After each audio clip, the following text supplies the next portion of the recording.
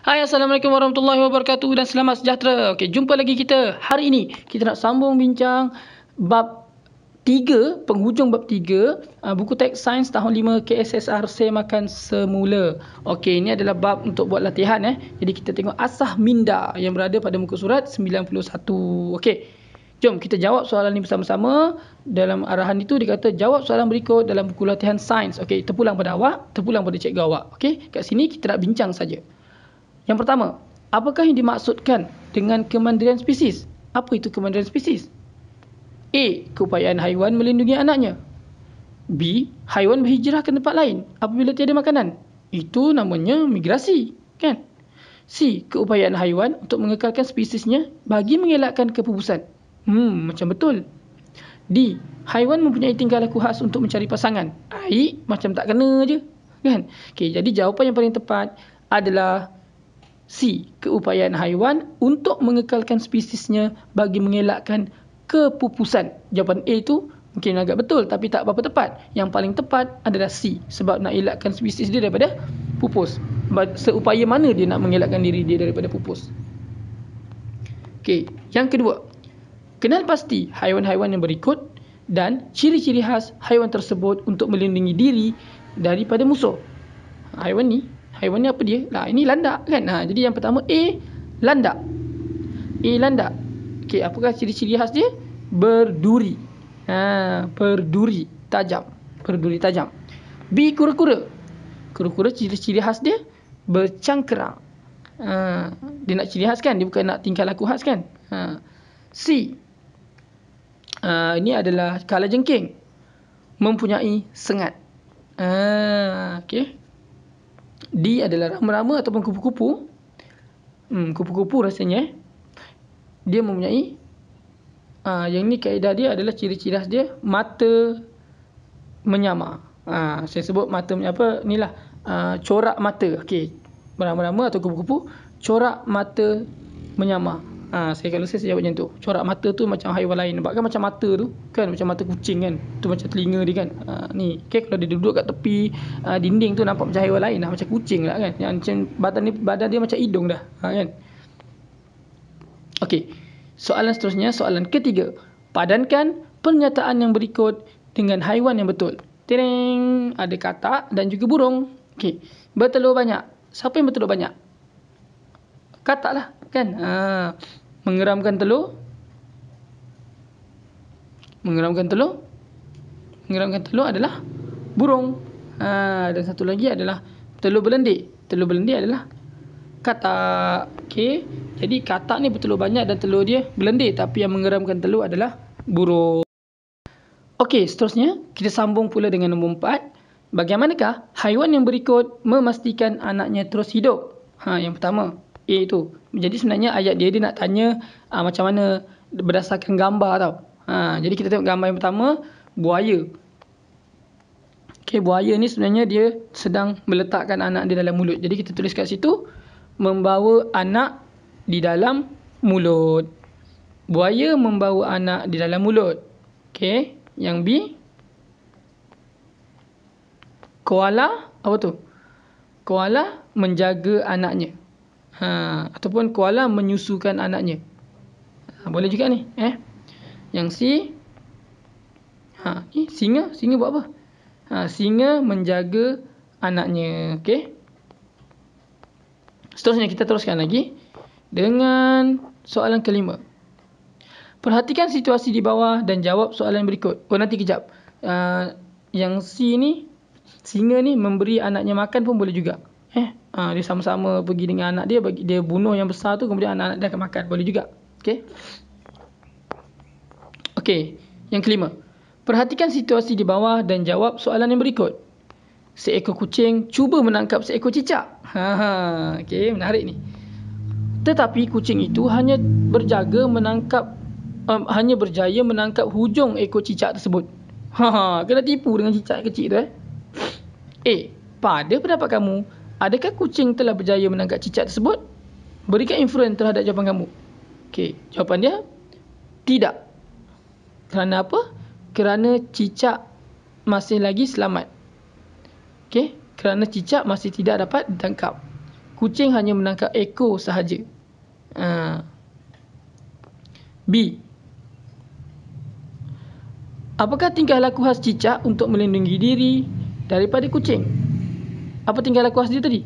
Memutuskan ekornya ataupun memutuskan anggota badannya. Okey. C. Bagaimanakah tingkah laku ini dapat melindungi cicak? Cicak dapat melarikan diri daripada musuh. Jawapan dia, cicak dapat melarikan diri. Cicak dapat mengelirukan musuhnya dan menyelamatkan diri. Saya ulang. Yang C, cicak dapat mengelirukan musuhnya dan menyelamatkan diri. Okey. D. Berikan contoh haiwan lain yang mempunyai tingkah laku khas seperti cicak. Jawapan dia, sotong gurita. Okey, jawab sotong gurita. Gurita yang besar tu. Okey. Alright. Seterusnya soalan ke-6. Nyatakan maksud bagi setiap istilah yang berikut. Okey, yang pertama, pengeluar. Apakah maksud pengeluar? Pengeluar adalah tumbuhan yang berada pada awal. Okey, tumbuhan yang berada pada awal rantai makanan atau siratan makanan tu kan. Jadi itulah pengeluar. Okey, ataupun sumber tenaga yang mula-mula, yang pertama, yang mendapat tenaga daripada cahaya matahari. Rantai makanan adalah hubungan makanan antara hidupan. Saya ulang, rantai makanan adalah hubungan makanan antara hidupan. Siratan makanan pula adalah gabungan. Saya ulang, gabungan beberapa rantai makanan. Okey, untuk pengeluar ni, jom kita semak kejap. Tengok kalau ada ayat lebih menarik. Pengeluar. Mana pengeluar? Cari kat sini. Okey, dia tak ada cerita tentang pengeluar. Kalau tak ada, kita guna ayat saya tadi saja. Tengok dekat atas. Kita lihat kejap.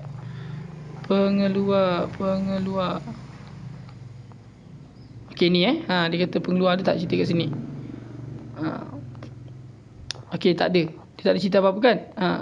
Pengeluar tu maksudnya inilah tumbuhan yang memulakan siratan makanan tu atau rantai makanan. Jadi pakai ayat saya tadi.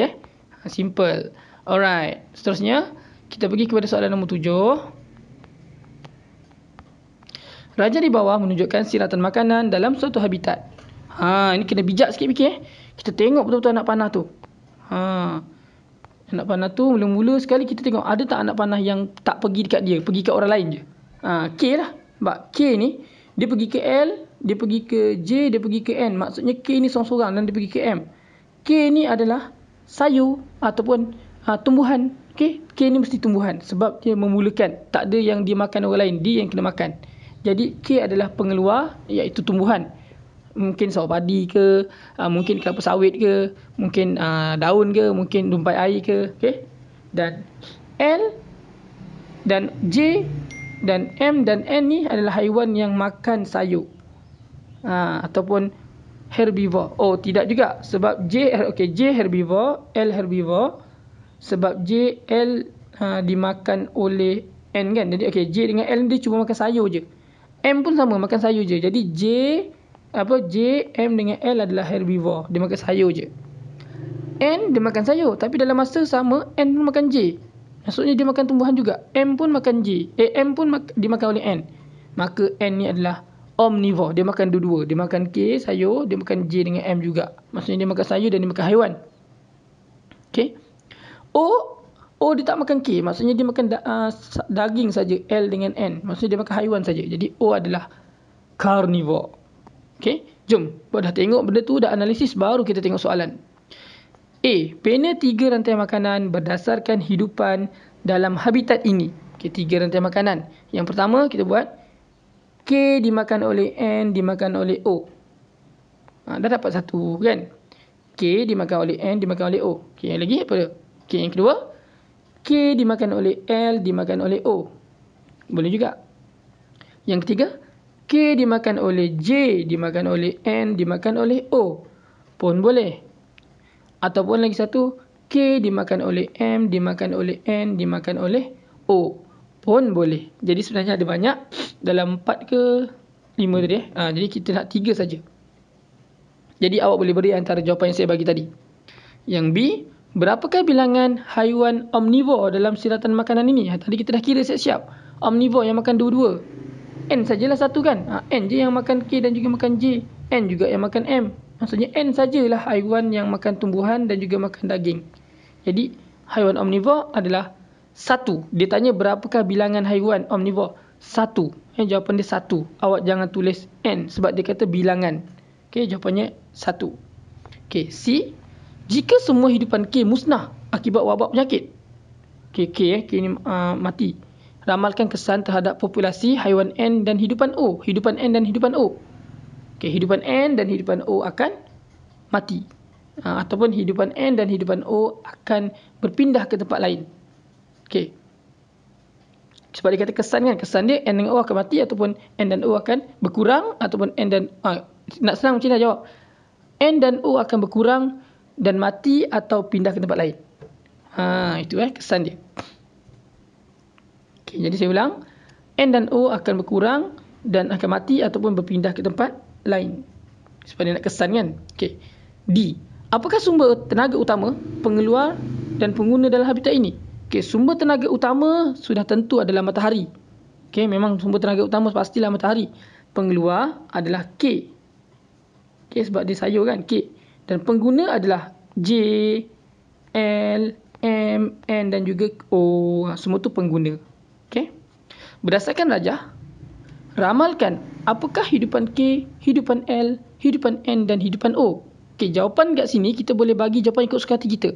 Kalau kita bayangkan kita duduk dekat kolam, kita buatlah ekosistem kolam. Kalau kita bayangkan kita duduk dekat sawah padi, kat sawah padi. Kalau nak bayangkan kita duduk kat kebun pun boleh. Jadi saya rasa kita ambil mungkin kita ambil kolam. Kolam Jadi kat sini adalah rumpai air. K adalah rumpai air.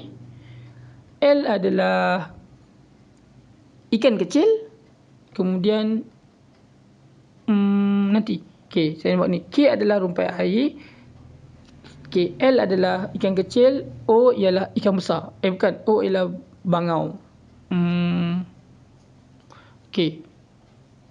Kita buat. K adalah ikan rumpai air. J adalah plankton. N adalah ikan kecil. O adalah ikan besar. Boleh juga. Sekarang ni dia nak K, L, N dan O je. Dia nak K, L, N, O. Dia nak 4 ni saja. Semula dia tak nak J dan M. Tak apa, kita buat K, L, M, N, O saja. 4 saja. Jadi K adalah rumpai air. L adalah ikan kecil. O ialah ikan besar. Ataupun K ialah rumpai air. N adalah N dia nak omnivore kan. N adalah apa? Omnivore kalau dekat dalam air. Ikan kecil bukan.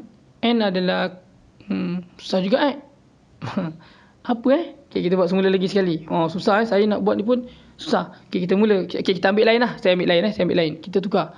Kita ambil kita ambil dekat sawah padi. Dekat sawah padi senang.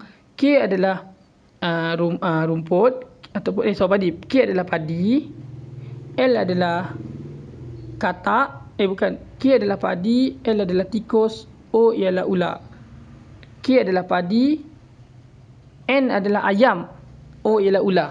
Sebab L tu dia mesti carnivore. Dia mesti herbivore. Herbivore maksudnya tikus lah. Tikus omnivore susah juga tu. Macam mana tu? Macam ni lah. Kita ambil dekat dekat ladang kelapa sawit lah. Kita ambil kat ladang kelapa sawit paling senang lah. K dia mesti tumbuhan kan. K adalah kelapa sawit. L adalah tikus mungkin. Tikus. Tapi tikus bukannya ni kan. Macam mana tu? L mestilah haiwan herbivore. Kita ambil kat hutan kita ambil ekosistem hutan contohnya. K adalah tumbuhan ataupun sayur lah, sayur. L adalah rusa. O adalah harimau. Ataupun K ialah sayur. N adalah ayam contohnya. N adalah ayam dan O ialah harimau. Jadi K ni saya ulangi sekali. K adalah rusa. K adalah sayur. L adalah rusa. O ialah harimau. N adalah ayam. Sebab N tu mesti omnivore. Omnivore ayam lah contohnya. L mestilah herbivore, kita letak rusa. Dan O adalah carnivore, harimau lah. Okay, jadi itulah jawapan untuk E. Dan seterusnya, itu contoh awak boleh buat jawapan lain, tak apa. Yang penting L tu haiwan dia mesti herbivore, N mestilah omnivore, O adalah carnivore dan K mestilah tumbuhan. Okay. Dan F, apakah kepentingan hubungan makanan antarhidupan? Kenapa penting hubungan makanan ni?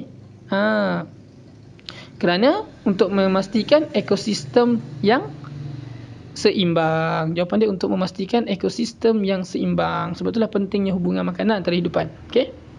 Okay, saya rasa sampai situ saja. Okay. Alright, dah habis bincang bab ni. Pada kelas akan datang, kita akan sambung lagi dengan bab baru muka surat 93, unit 4, tumbuh-tumbuhan. Kalau nak tahu apa yang ada pasal tumbuh-tumbuhan ni, kita akan tengok video seterusnya. Okey, jangan lupa teruskan subscribe dan tekan butang loceng. Kita jumpa lagi pada kelas akan datang. Assalamualaikum dan selamat sejahtera.